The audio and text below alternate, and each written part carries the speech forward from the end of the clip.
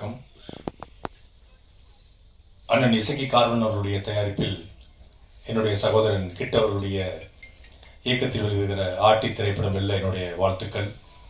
கிட்டவர்கள் சொன்னது போல தமிழ் வரலாறு, தமிழ் இனத்தினுடைய வரலாறு சரியாக பதிவு செய்யப்படலை. ஆனால் தமிழ் இனத்திற்கு எதிரான வரலாறு திட்டமிட்டு பதிவு செய்யப்படுகிறது. தொடர்ச்சியாக கடந்த ஓராண்டில் மட்டும் ஒரு 3 படங்கள். முதலில் ஃபேமிலி மேன் என்ற ஒரு வெப் சீரிஸ் வந்தது. எவனோ ஒருத்தன் இந்த இனத்துக்கும் மொழிக்கும் பண்பாட்டுக்கும் கலாச்சாரத்துக்கும் சம்பந்தமே இல்லாத ஒருத்தன் நம்மளை பத்தி படம் எடுக்கிறான். இந்தியா முழுக்க அதை விநியோகம் பண்றான், பெரிய வசூல் நடத்துறான். திருப்பி ஜாட் அப்படின்னு ஒரு திரைப்படம், இந்த இனத்திற்கும் மொழிக்கும் பண்பாட்டுக்கும் கலாச்சாரத்துக்கும் சம்பந்தமே இல்லாத ஒருத்தன் நம்மளை பத்தி படம் எடுக்கிறான், பெரிய வணிகம் பண்றான். இப்போ சமீபத்துல கிங்டம் அப்படின்னு ஒரு படம், இந்த இனத்துக்கும் மொழிக்கும் சம்பந்தம் இல்லாத ஒருத்தன் அதை படமா எடுத்து தமிழர்கள் என்றால் ரவுடிகள் பொறுக்கிகள் என்று காட்டி, அதுவும் குறிப்பாக ஈழத் தமிழர்களை, ஒரு அழிவின் விளிம்பில் இருக்கக்கூடிய தமிழர்களை பயங்கரவாதிகளாக சித்தரித்து, ரவுடிகளாக சித்தரித்து ஒரு படத்தை எடுக்கிறான். ஆனா அந்த படத்தை எங்க வேணாலும் நீ ஓட விடலாம், எங்க கோட்டைக்குள்ள உன் படம் ஓடாது என்று சொல்லி அந்த படத்தை ஓட வேண்டிய தலைவன் தான் எங்களுடைய அண்ணன் செந்தமிழன் சீமான்.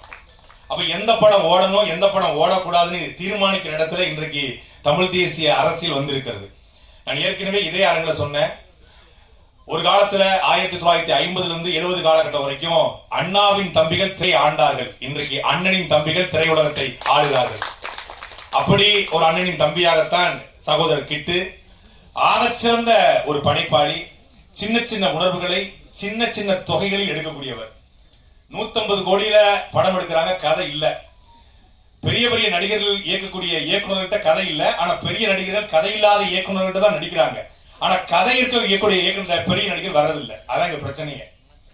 ஆகச்சிறந்த கதைகளை கிட்டு வச்சுக்கிட்டது 2018 காலகட்டத்தில் சாட்டை என்கிற வலையொலி தொடங்குவதற்கு ஒரு அடித்தளத்தை போட்டு கொடுத்தவர் கிட்டு தான். நான் நக்கல் நையாண்டியா பேசுவேன் மேடைகள்ல. ஐயா வைகோ போல பேசுவேன், கலைஞர் ஐயா போல பேசுவேன், கமலஹாசன் போல பேசுவேன், மிமிக்ரி பண்ணுவேன். அது இயல்புடைய சின்ன வயசுல இருந்து பண்றது. இப்ப மேடைகள்ல நான் ஐயா வைகோ போல பேசுறதா அண்ணன் கூட கண்டிப்பா டேய் யார வேணும் பேசு, அண்ணன் வைகோ திருமாவளவன் வேல்முருகன் பேசாத அன்னைக்கு சொன்னாரு. இன்னைக்கு வரைக்கும் அதை தான் சொல்லிட்டு தான் இருக்காரு. அவர் ஒரு தாயின் போடு எல்லாரையும் நேசிப்பார் இல்லையா, அதனால பேசக்கூடாதுன்றவாங்க. நாங்க என்ன பண்ணோம், களவாணித்தனமா எங்க அண்ணனுக்கு தெரியாம அண்ணன் எங்க யூடியூபியா பார்க்க போறாரு அப்படின்னு கிட்டு ஒரு நையப்புடின்னு ஒரு சேனல் ஆரம்பிக்கிறாப்புல. அப்ப அவர் கூட்டானே சேனல் சரியா போக மாட்டேங்குது, நம்ம 2 பேரும் சேர்ந்து ஏதாவது பண்ணுவோம் அப்படின்னாப்புல. என்ன பண்ணணும், நான் இப்போ மெடிக்கல் நிறுவனம் ஆரம்பிச்சிருக்கிறேன், நடத்திட்டு இருக்கிறேன். இரவு 6 மணிக்கு மேலே பெரிய வேலை கிடையாது, நீங்க வாங்க அப்படின்னாரு. இப்போ வீட்டு பக்கத்துல உறையூர்ல அவருடைய சின்ன அறை, ஒரு 10க்கு 10 அறை தான். அதுல போயிட்டு 2 பேரும் டிஸ்கஸ் பண்ணி, நீங்க வைகோ மாதிரி நல்லா பேசுறீங்க, நம்ம ஸ்கிரிப்ட் எழுதி பண்ணுவோம்னு சொல்லி வைகோ மாதிரி ஒரு காமெடியா ஒரு சட்டையர் பண்ணிடுவோம். கிரேக்க புயல் அப்படின்னு ஒரு தலைப்போச்சு. முதல் காணொலி பாத்துக்கோங்க. ஒரு சேனல்ல ஒரு 2-3 காணொலி தான் வெளியிட்டு இருக்காங்க. முதல் காணொலி 2 பேரும் எடுத்து 2-3 நாள் தூங்காம கிடந்து வீட்டுக்கே போகாம இரவு முழுக்க ஒரு ஷூட் எடுத்து பெரிய திரைப்படம் டீசர், அதுக்கு ப்ரோமோ அப்படிலாம் வெளியிட்டு எல்லாம் பண்ணி இன்று மாலை கிரேக்க புயல் வெளிவரும்னு போட்டோம். அது சமூக வலைதளங்களை பத்தி எரிஞ்சுக்கிட்டு இருக்கு. அந்த நேரம் பார்த்து வைகோ எங்களை பேச, வைகோக்கு எதிராக எங்க ஆளுதப்புறம் நிக்க அப்படிங்கும்போது ஒரு பெரிய இது இருக்கும்போது நாங்க இந்த விட மொத்த தமிழ் தேசிய மக்களும் கொண்டாடிட்டு இருக்கான்.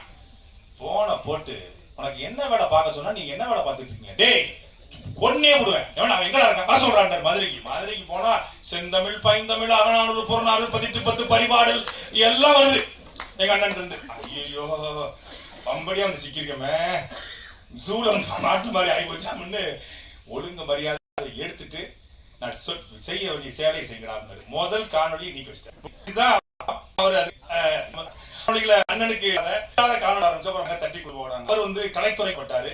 அப்புறம் நான் மாத்தலாம்னு சொல்லி சாட்டைங்கிற வலையொலி ஆரம்பிச்சேன். சாட்டைங்கிற வலையொலி இன்னைக்கு வளர்ந்துருக்கு. நான் அறியப்பட்ட முகமா மாறி இருக்கேன்னா எங்க அண்ணன் எந்த அளவுக்கு எனக்கு மிக முக்கியமான பங்காற்றும். அதே போல அதனுடைய அடித்தளத்தை போட்டு கொடுத்தத என்னுடைய சகோதரன் கிட்டுக்கு மிகப்பெரிய பண்புண்டு. ஏதாவது ஒரு தளத்தை நன்றி